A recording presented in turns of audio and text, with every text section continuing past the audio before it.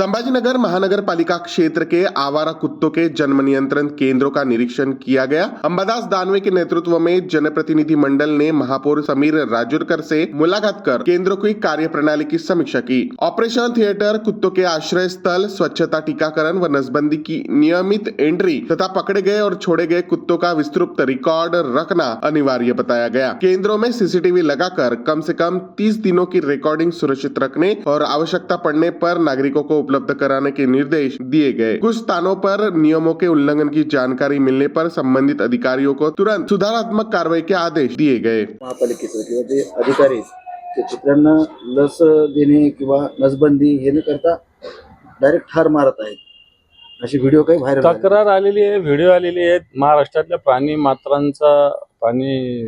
मात्रावर ज्यांचं एक सुरक्षिततेवर लक्ष देणाऱ्या ज्या संघटना आहे, आणि मला आदित्य साहेबांनी या संदर्भात फोन केला होता।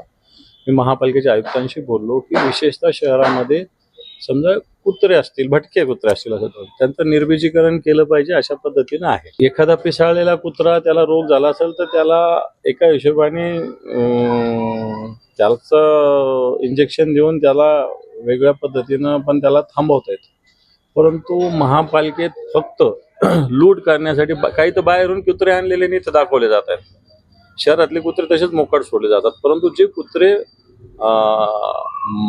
अतिशय अमानुषपणे मारवून त्यांना मारले जाते, अशा प्रकारच्या तक्रारी आलेल्या आहेत। या संदर्भात मी लवकरच महापौरांची भेट घेणार आहे। अशा पद्धतीनं प्राणी मात्रांच्या हत्या करणं हे पाप आहे मोठं। मनुष्यवध हा इतकंच महत्वाचं आहे, म्हणून या ज्या मुक्या प्राण्यांचा अशा पद्धतीनं एक प्रकारे खून काही संस्था ज्या महापालिकेनं काम दिलं अशा संस्था करतात, त्यांच्यावर कारवाई केली पाहिजे।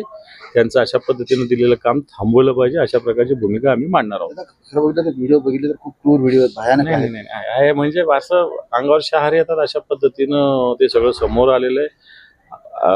मला असं वाटतं कमिशनर असो किंवा महापौर असो यांनी ताबडतोब कारवाई केली पाहिजे, नाही तर हा विषय मोठा होईल।